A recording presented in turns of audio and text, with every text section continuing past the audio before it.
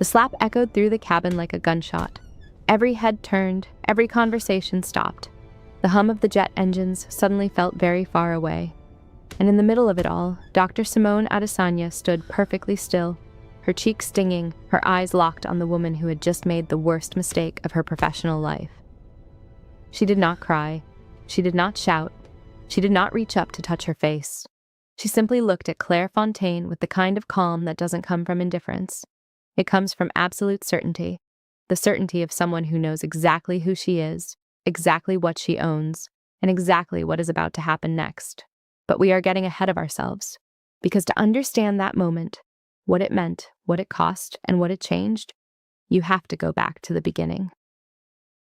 Back to a gray Tuesday morning at Harlow Executive Airport when a woman in a hoodie and joggers walked across a private tarmac and changed the culture of an entire airline in the space of 3 hours. This is that story. Simone Adesanya did not look like what people expected when they heard the words majority shareholder and CEO. She was 41 years old, with natural hair pulled back into a loose bun, wearing fitted charcoal joggers, a plain white hoodie, and pristine white sneakers. She carried one bag, a slim leather tote, soft and dark brown, the kind that looks understated until you notice the quality of the stitching. She had no assistant with her, no bodyguard, no one announcing her arrival or clearing her path. She had always found that kind of performance exhausting. She had built Elevare Air from the ground up over 14 years, started with a single leased aircraft, one route, and a business plan she had written by hand in a notebook she still kept in her desk drawer. Today, the company operated 31 aircraft, serviced 47 private and semi-private routes across 3 continents, and was valued at just under $4 billion. She owned 58% of it. The leather tote alone had cost her less than her morning coffee order for the week. She had bought it from a street market in Nairobi on a layover 3 years ago and had refused to replace it, despite Audrey's gentle suggestions. She liked being underestimated. It had always served her well. The jet sat on the far end of the private tarmac, gleaming under the flat morning light. Flight EL07. A Gulfstream, outfitted to Elevare Air's premium standard. Cream leather seats, chilled cabin, a galley stocked for 6, even when the passenger list was light. She was technically the only booked passenger on this particular flight. It was a positioning run, moving the aircraft from Harlow to Port Callaway ahead of a series of high-value charter bookings later in the week. She had decided to ride along rather than take a commercial connection, a chance to observe the crew in action without them knowing she was watching. She had been doing a lot of that lately. She paused at the foot of the air stairs and looked up at the tail of the plane. The Elevare Air crest, a stylized upward wing bisected by a clean horizontal line representing both flight and balance, caught the gray light.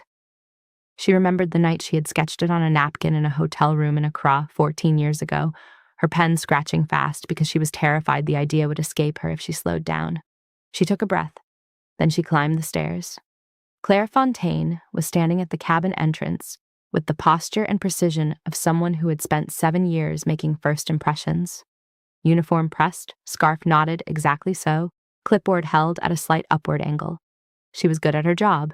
She had won Elevare Air's Internal Service Excellence Award twice. She had trained 3 junior attendants who had gone on to senior roles.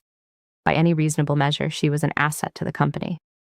And in the next 4 minutes, she was going to make a decision that would unravel all of it. She looked at Simone. Something shifted in her eyes. Not hostility exactly, not yet, but a kind of recalibration. A split-second assessment that most people would never consciously acknowledge making. Simone had seen that look before. She knew what was happening behind it, even if Claire did not. "Good morning," Claire said, her voice professionally warm. "Can I take your name, please?" "Adesanya," Simone said. "Dr. Simone Adesanya. I'm the sole passenger on this flight." Claire glanced down at her clipboard. She looked at it for slightly longer than she needed to. Then she looked back up. "I'm going to need to see some identification." Simone reached into her tote and produced her boarding pass. The Elevare Air internal travel document, printed on the company's headed paper, bearing her full name, her staff, and ownership designation, and the aircraft registration number.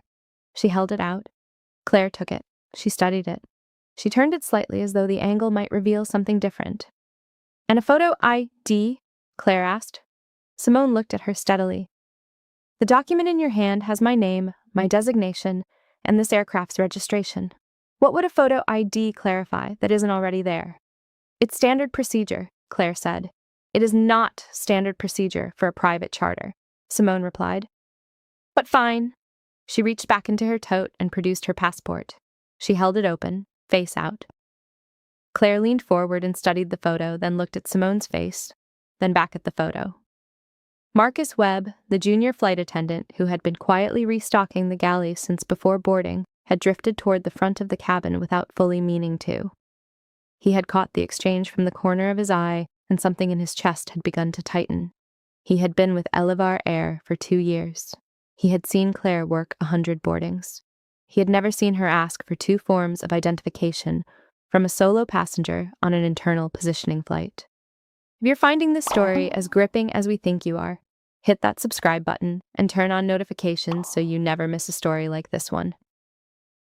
Now let's get back to what happened next.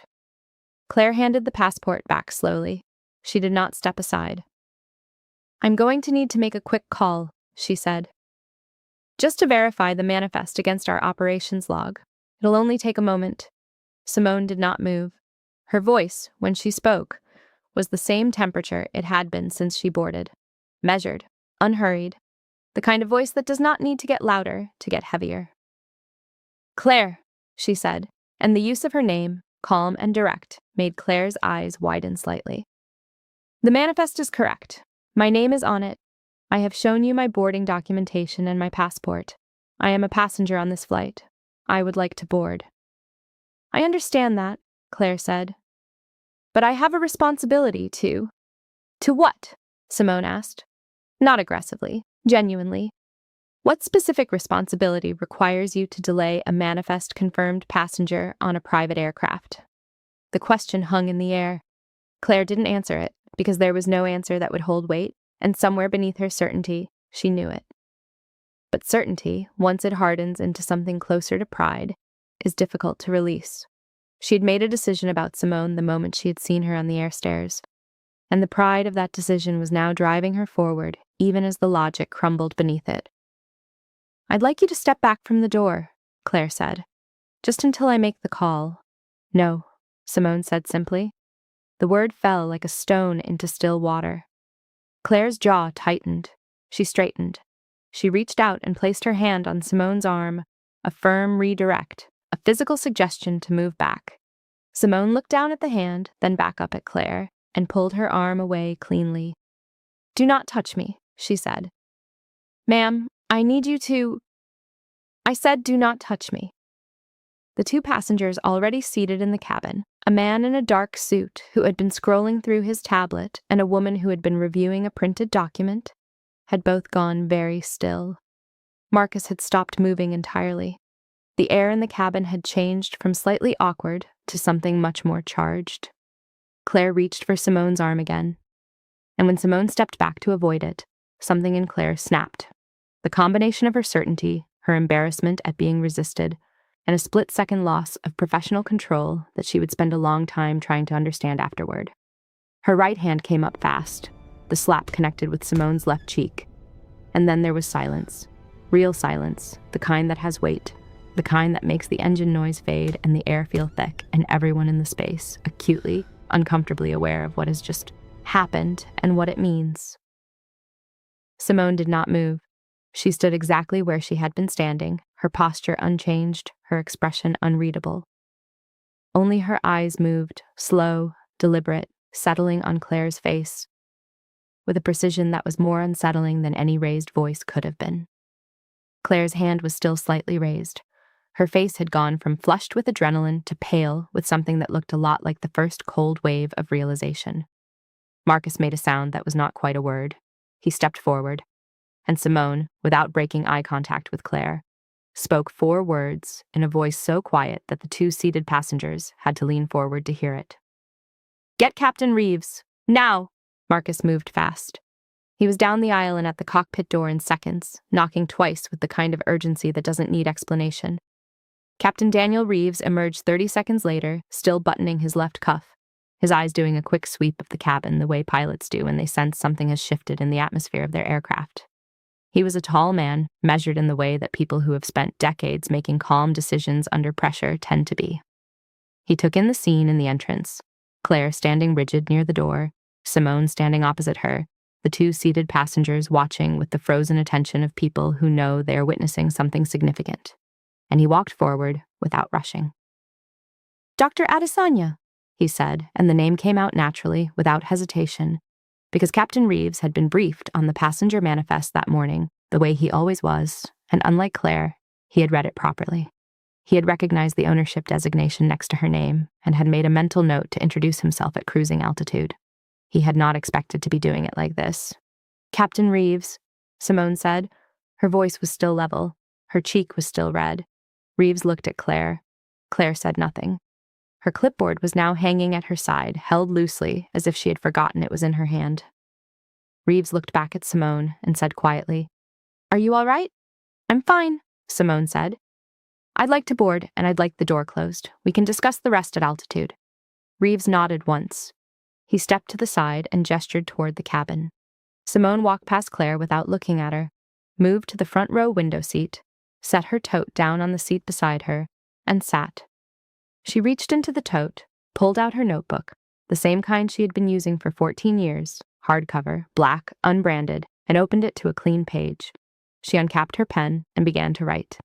Claire stood at the door, unmoving, for a long moment.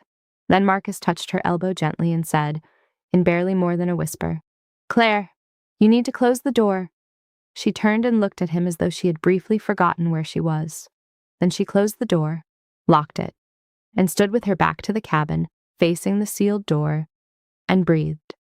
The jet began to taxi. Nobody spoke. The two seated passengers had returned their eyes to their respective screens and documents, though neither of them was actually reading. The cabin felt like a room after a thunderclap.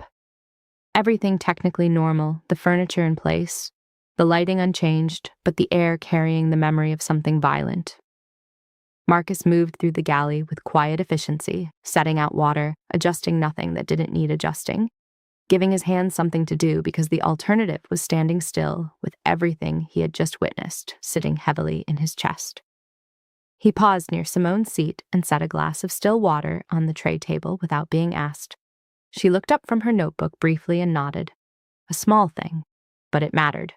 Claire had moved to the rear galley. She stood with one hand on the counter, her back straight, her face arranged in the expression of someone trying very hard to hold themselves together in a professional environment. Her mind was running the same sequence on a loop.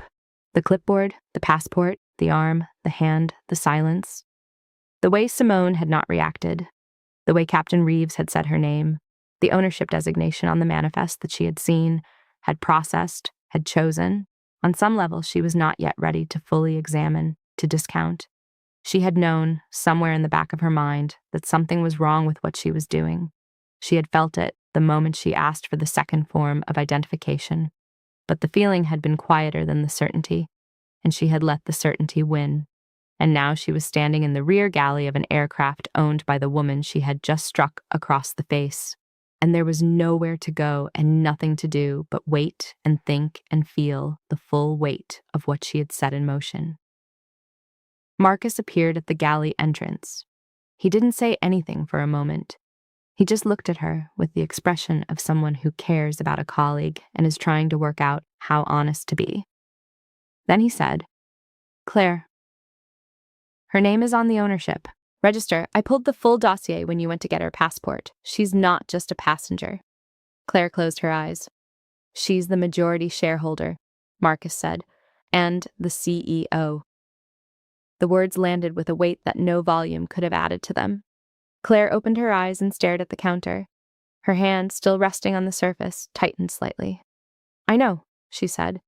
And the worst part, the part that would take her a long time to sit with honestly, was that on some level, somewhere beneath the certainty and the clipboard and the professional justifications, she had suspected it. She had seen the boarding document. She had seen the designation.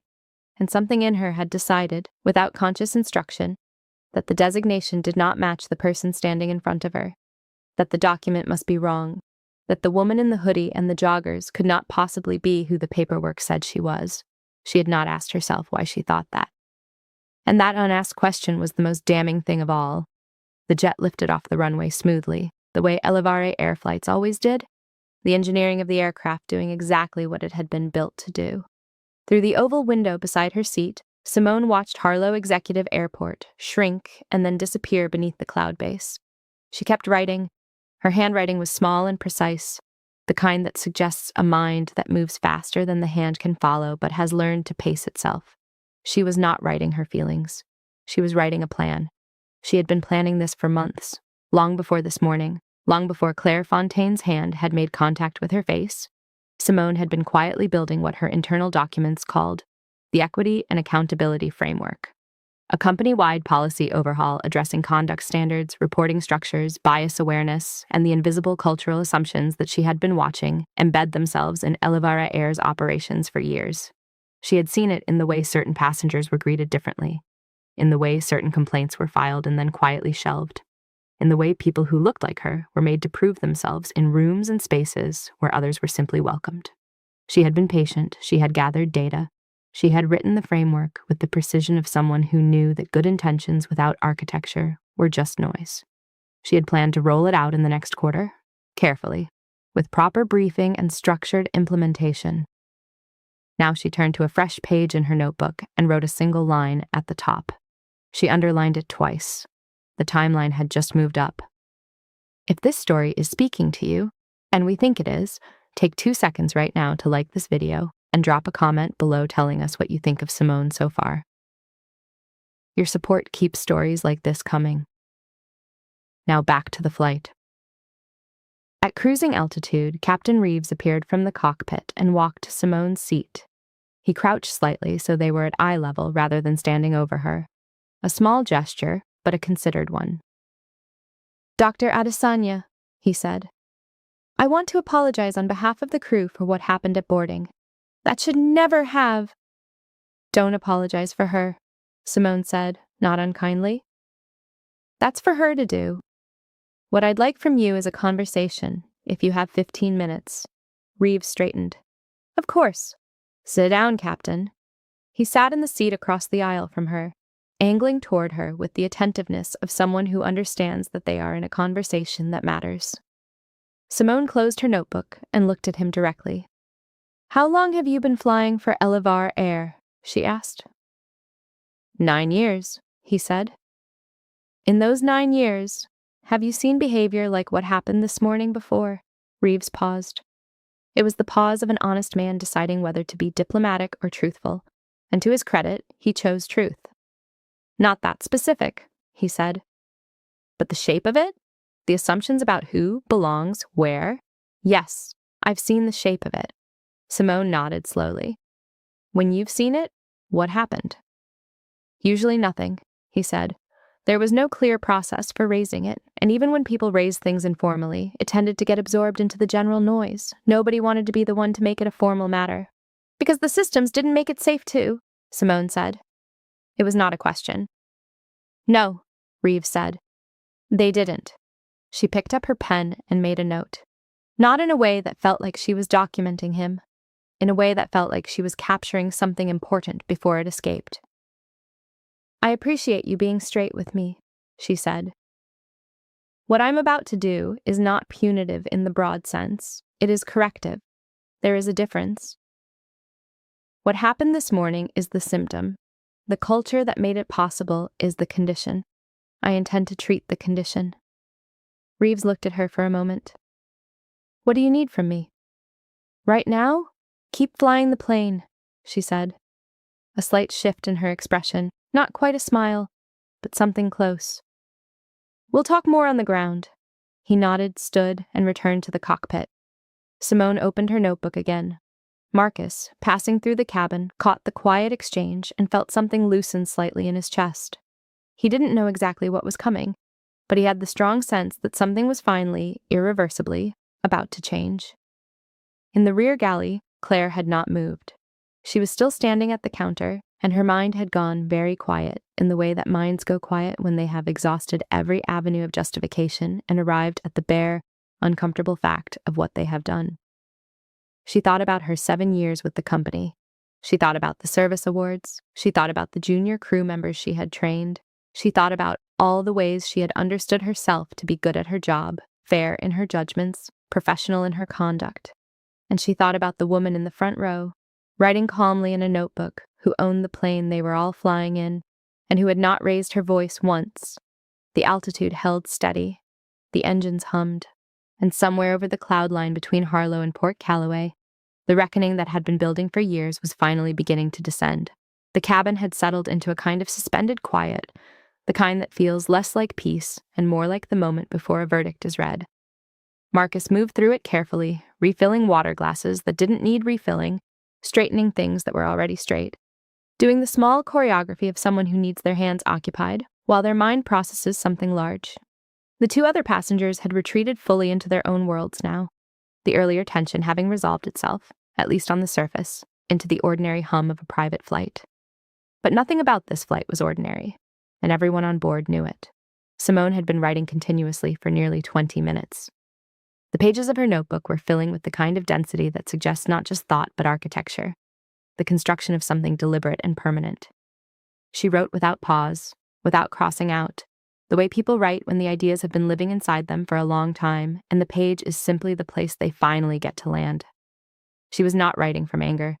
She had moved through anger a long time ago, in earlier rooms on earlier days when she had been made to feel small in spaces she had earned and proved herself in and sometimes built with her own hands. What she was writing from now was something cooler and more durable. Clarity, the kind that comes not from a single incident, but from the accumulated weight of 100 smaller ones, all pointing in the same direction, all waiting for the moment when the conditions were right to become something actionable. This morning had provided those conditions. She intended to use them well. She turned to a new page and wrote 3 headings, each one underlined with a single clean stroke. Then she began filling in the detail beneath each one with the focused precision of someone who has been waiting a long time to write exactly this. Meanwhile, in the rear galley, Claire had finally sat down. There was a small fold-out crew seat near the galley wall, and she had lowered it and placed herself on it with the careful movements of someone whose legs have decided they are no longer willing to carry the full weight of the situation. She sat with her hands in her lap and her eyes on the middle distance, and she thought about her mother, which was not something she had expected to think about, but which arrived anyway, the way certain thoughts do when the defenses are down. Her mother had been a precise woman, a woman of strong opinions and firm categories, a woman who had taught Claire from a young age that the world had an order to it, and that reading that order correctly was a form of intelligence. Claire had always believed she was good at reading it. She had always believed that her instincts were finely calibrated, that her years of experience in premium service environments had sharpened her ability to assess a situation accurately and respond appropriately. She had believed, standing at that cabin door this morning, that she was doing exactly that she was being rigorous, professional, responsible.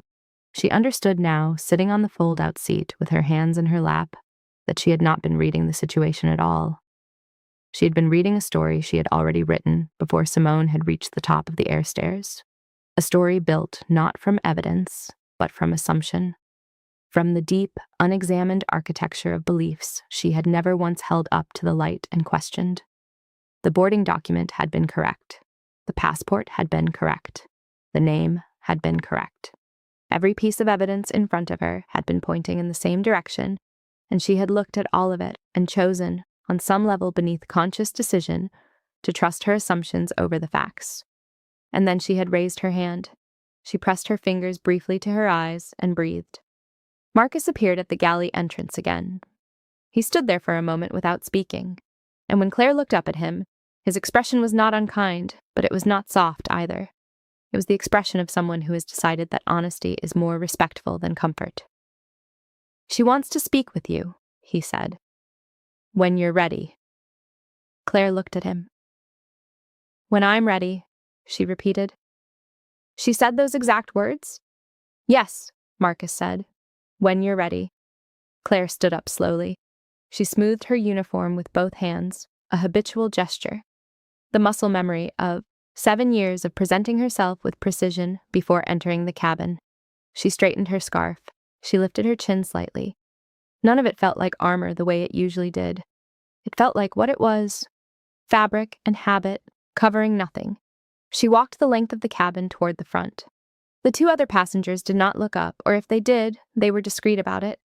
The aisle felt longer than it ever had before. Simone looked up from her notebook as Claire approached and gestured to the seat across from her. The same seat Captain Reeves had occupied an hour earlier. Claire sat. For a moment, neither of them spoke.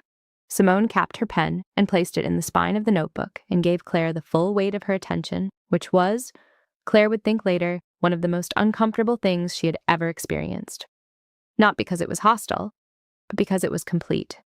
There was no performance in it, no management of impression, no strategy of intimidation. Simone was simply looking at her, openly and directly, the way you look at something you are trying to understand fully before you decide what to do with it. Claire met her eyes because she felt that looking away would be a further failure, and she had already failed enough this morning. "Tell me what happened," Simone said. "Not an accusation, a genuine request." Claire opened her mouth and then closed it. She had been rehearsing versions of this conversation for the past hour, and now that it was here, every version dissolved. "I made assumptions," she said finally. "About me," Simone said. "Yes," Claire said. "Based on what you saw. Yes. Not based on the documentation." Claire's jaw tightened slightly, and she said it clearly because she felt she owed at least that much. "No, not based on the documentation." Simone nodded slowly. She did not rush. She let the admission sit in the space between them without filling it immediately. And that silence was its own kind of pressure. Not cruel, but honest, the way a well-placed question is more powerful than a prepared speech. Then she said, "What did you see, Claire, when you looked at me at that door? I want you to be honest, not with me, with yourself right now in this conversation. What did you actually see?" Claire looked at her hands for a brief moment and then back up. Her voice, when she spoke, was quieter than it had been at any point this morning, stripped of its professional cadence, arriving from somewhere more unguarded. "I saw someone who didn't look like what I expected," she said. "Someone who didn't match the picture I had in my head of who would be on this flight." "And what picture was that?" "Someone—" Claire stopped, started again. "Someone who looked the way I associate with that level of—" She stopped again. The word sat at the edge of her mouth, and she made herself say it. "Ownership." The word fell between them.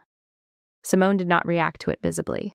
She simply held it, turned it, examined it, with the same unhurried attention she gave everything else. "And I didn't look like that to you," she said. "No," Claire said. "You didn't." "Because of how I was dressed." Claire paused, and in that pause was the most honest moment of the entire conversation, because she could have taken that exit. The clothing, the casual attire, the reasonable, professional assessment of presentation, and she chose not to. "Not only because of how you were dressed," she said. "No," Simone said quietly. "Not only because of that." Another silence.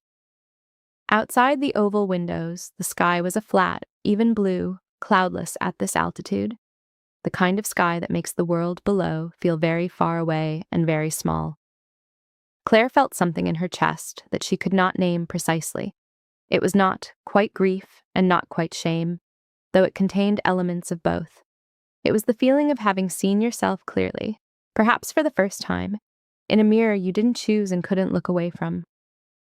"I'm sorry," she said, and she meant it. Not in the way that apologies are sometimes deployed as deflection or damage limitation, or a hope that the words will function as erasure. She meant it in the raw, insufficient, necessary way that a real apology means. "I know what I did.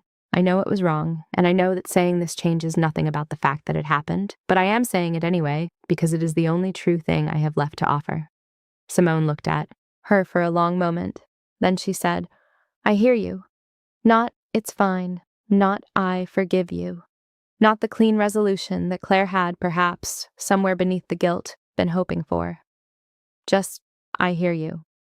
And somehow, that was both less and more than absolution. It was acknowledgement without erasure. It was the truth of the situation held steady, rather than dissolved. "What happens now is not personal," Simone said. "There will be a formal process. You will be grounded pending review. There will be training, not as punishment, but as the beginning of something you actually need. And you will have a choice, at every point in that process, about who you decide to become on the other side of it." That choice belongs entirely to you. Claire nodded. Her eyes were bright, but she did not look away. I understand, she said. Good, Simone said. Then, after a pause, something shifted very slightly in her expression. Not warmth exactly, but something adjacent to it. Something that acknowledged the difficulty of what Claire had just done without rewarding what had preceded it. Sitting in that chair and telling the truth was not nothing, she said. I want you to know I recognize that. She picked up her pen, uncapped it, and returned to her notebook. The conversation was over. Claire sat still for a moment longer than necessary, not because she was waiting for more, but because she needed a moment before she trusted her legs to carry her back down the aisle. Then she stood, smoothed her uniform once more, that same habitual gesture, but this time carrying a different weight, and walked slowly back toward the rear of the cabin. Marcus watched her go. He said nothing, but when she passed him, he gave her the briefest nod. Not approval, not absolution, just the small human acknowledgement that he had seen her do a hard thing, and it had not gone unnoticed. If you're still with us, and we know you are, hit that like button right now and subscribe if you haven't already. We're heading into the final act of Simone's story, and trust us, you do not want to miss what happens when this plane lands. The descent into Port Callaway began with a subtle shift in cabin pressure and the soft chime of the seatbelt indicator illuminating above each seat. Simone closed her notebook, capped her pen, and looked out the window as the aircraft began its slow, banking turn toward the coast. Below, the city was emerging through a thin layer of morning haze. The grid of the financial district visible first, then the curve of the harbor, then the long silver line of the runway at Port Callaway Executive Airport stretching out toward the water. She had landed here dozens of times. She had closed deals here, lost deals here, sat in boardrooms in those glass towers, and been the only person in the room who looked like her, and had stayed in those rooms anyway, had spoken anyway, had built anyway. Until the rooms themselves had begun to change shape around her simply because she refused to leave them. She had never once done it by making herself smaller. She had done it by being exactly and completely herself, in every room at every altitude, in joggers and hoodies and the leather tote from a Nairobi street market. Because the alternative, the performance of palatability, the careful calibration of appearance and affect for the comfort of rooms that had not yet learned to accommodate her, was something she had decided, very early and very deliberately, she was not willing to pay. It had cost her things. She knew that. There had been rooms she had not been invited back to, deals that had gone to men in better suits, with less impressive numbers and more familiar faces, moments where her refusal to shrink had been read as arrogance by people who had never once been asked to justify their own presence anywhere. She had paid those costs and kept moving. The notebook in her lap was full of the evidence of how far she had moved. She reached for her phone and called Audrey. It rang once. Good morning, Audrey said, with the tone of someone who has already been at her desk for 2 hours and has a comprehensive picture of the day's requirements. Morning, Simone said. I need you to move the board briefing to tomorrow morning. First thing, 7:30, full leadership team, no exceptions. And I need Roland Ease on a call this afternoon, 3 o'clock if he can manage it, 4 at the latest. There was a brief pause while Audrey made notes. Anything I should brief Roland on in advance? Tell him to pull the full conduct and disciplinary records for Elevare Air cabin crew for the past 3 years, Simone said. All of them.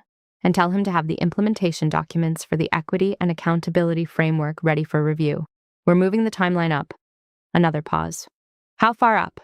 Immediately, Simone said. As in, we begin rollout next week. Audrey, to her considerable credit, did not express surprise. She said, Understood. I'll have everything ready for your 3 o'clock. There's one more thing, Simone said.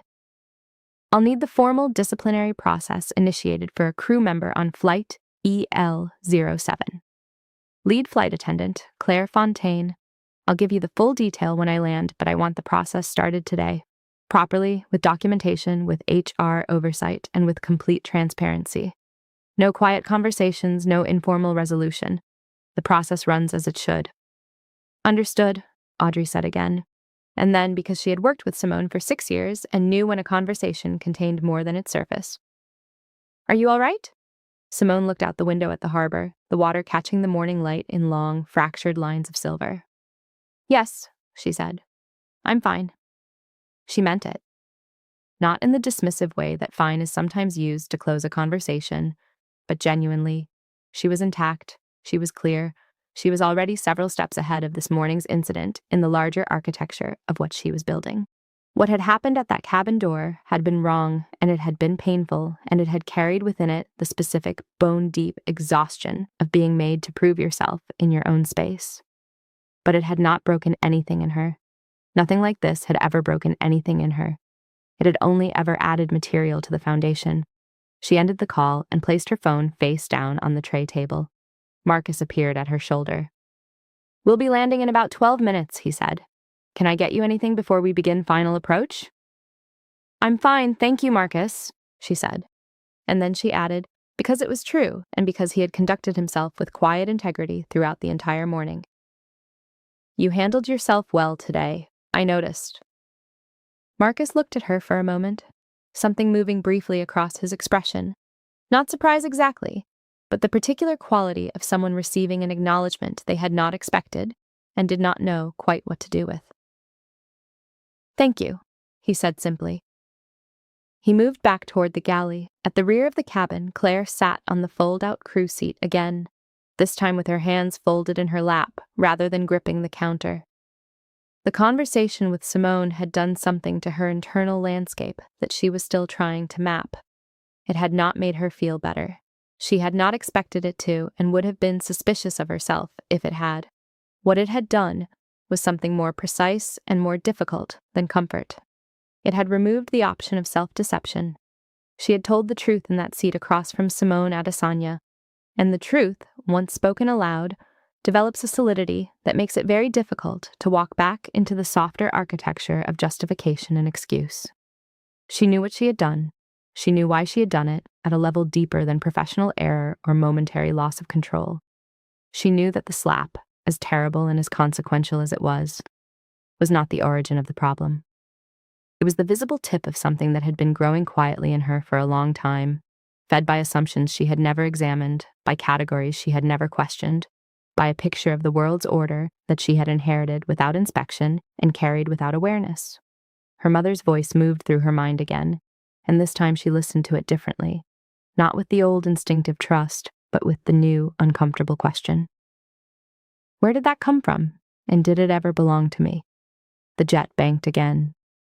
Through the small porthole window near the galley, Claire could see the runway approaching, the flat gray expanse of it, the precision of the white markings, the controlled certainty of a landing that has been planned and prepared for, and will go exactly as it should. She thought about what Simone had said. You will have a choice at every point in that process about who you decide to become. On the other side of it. She turned the words over slowly, the way you turn something fragile. She was 43 years old. She had spent 20 years in premium aviation service. She had understood herself to be a woman of high standards, careful judgment, and genuine professional pride. She was going to have to rebuild what those words meant to her from the ground up, and she was going to have to do it starting from the most uncomfortable possible starting point. The clear-eyed acknowledgement that some of what she had believed about her own standards and judgment had been wrong. Not wrong in a general, abstract, theoretical sense. Specifically, demonstrably, consequentially wrong. The wheels touched the runway with a smooth, solid contact, and the engines reversed with their familiar roar, and the aircraft decelerated with the steady, controlled precision of a machine doing exactly what it was designed to do. Port Callaway spread itself out beyond the runway lights. The harbor, the towers, the morning life of a city that did not know what had happened at 37,000 feet above it and would likely never know. By the time the jet had taxied to the private terminal stand and the engines had wound down to silence, Simone had already packed her notebook into her tote, straightened her hoodie, and was standing at the front of the cabin with the quiet readiness of someone whose mind is already on the next thing. Captain Reeves emerged from the cockpit and approached her. He extended his hand and she shook it firmly. Safe flight, Captain, she said. Thank you for your candor earlier. It was useful. Thank you for listening, he said. Not everyone does. She nodded once and moved to the door as Marcus released the air stairs. The morning air of Port Callaway came in, cool, carrying the faint brine of the harbor, and Simone descended the stairs without pausing, her tote over her shoulder, her sneakers meeting the tarmac with the same unhurried certainty with which they had left it at Harlow. Audrey was already crossing the tarmac toward her, tablet in hand, dark coat, flat shoes, the particular forward lean of someone who moves with purpose. They fell into step together, without preamble, without greeting, the fluency of a partnership that had long since moved past the need for ceremony. Roland confirmed for 3 o'clock, Audrey said. Board briefing set for 7:30 tomorrow. I've sent the preliminary documentation request. Good, Simone said. Draft communications for the crew audit. All routes. I want the language reviewed before anything goes out. Factual, clear, no legal softening. Understood. Do you want comms to know about the incident before the board briefing? No, Simone said. The board hears it first, in full, and they hear it from me, not from a prepared statement. Audrey made a note. They reached the terminal entrance and the glass doors slid open. Simone paused just inside in the cool of the building and turned briefly to look back at the aircraft sitting on the stand behind them. The Elevare air crest on the tail caught the morning light. The upward wing, the clean horizontal line, the insignia she had sketched on a napkin in a hotel room in Accra 14 years ago because she was terrified the idea would escape her if she slowed down. It had not escaped her. She had held it, built it, defended it, grown it, and carried it across 3 continents and 31 aircraft and $4 billion of value, and every room that had made her prove herself before it would let her through the door. She turned back to the terminal. She kept walking. And if this story has moved you, if Simone's strength has stirred something in you today, then share this video with someone who needs to hear it. Subscribe if you haven't already, and leave a comment below. Tell us what moment hit you the hardest. We read every single one. The final chapter is coming, and it will be worth every second. Stay with us. The boardroom at Elevare Air headquarters occupied the entire top floor of the Port Callaway Tower, a space designed less for extravagance than for clarity. Floor-to-ceiling glass looked out across the harbor, where cargo vessels moved slowly through the water like patient thoughts. The table itself was long, matte walnut, built custom 14 years earlier when the company had outgrown its first office. And Simone had insisted that every major decision should happen in a room where nobody sat at the head. Equality of responsibility, she had called it then. Accountability looks different when everyone can see each other clearly. By 7:29 the following morning, every seat was occupied. No one was late. Audrey sat 2 chairs to Simone's right with a tablet open and 3 printed briefing packets arranged with her usual precision. Roland Ease, Elevare Air's chief legal and compliance officer, sat opposite her, posture straight, expression unreadable in the way lawyers cultivate after enough years hearing difficult truths before breakfast. Captain Reeves had been asked to attend remotely from a layover in Marseille. Marcus had been flown in the previous evening and looked deeply uncomfortable in his borrowed navy blazer. Claire Fontaine sat near the far end of the room, not because anyone had placed her there, but because it was the seat she had chosen when she arrived 20 minutes early, carrying no expectation of comfort and no illusion about why she had been invited. Around them, the remaining board members shifted through papers quietly, sensing from the unusual urgency of the meeting that this would not be routine. Simone entered at exactly 7:30. Same white hoodie, same charcoal joggers, same leather tote. The room quieted instantly. She placed the tote on the table, removed her notebook, and sat without ceremony. For a moment, she simply looked around the room, not dramatically, not searching for reaction, but deliberately, the way a person looks when they intend to make sure everyone is fully present before something important begins.